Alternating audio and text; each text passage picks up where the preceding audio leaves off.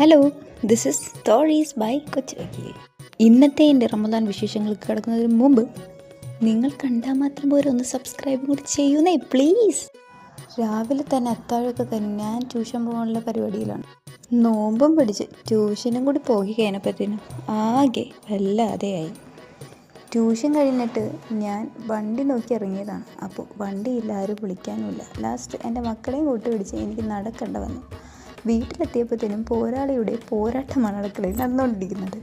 നോമ്പ് തുറക്ക് വേണ്ടിയുള്ള സാധനങ്ങളൊക്കെ ആൾ പ്രിപ്പയറൊക്കെ ചെയ്ത് കഴിഞ്ഞിരിക്കുകയാണ്.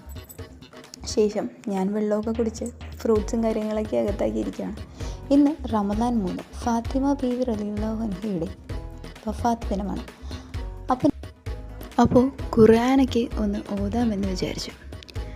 എൻ്റെ ഈ ഖുർആനോത്തിനോട് കൂടി ഇന്നത്തെ പരിപാടി അല്ലെ റമദാൻ 3 കലാപരിപാടികൾ ഇവിടെ അവസാനിപ്പിക്കുകയാണ്. ഇനി വീണ്ടും റമദാൻ വിശേഷങ്ങളുമായിട്ട് കാണാം. അതുവരേക്കും ബൈ.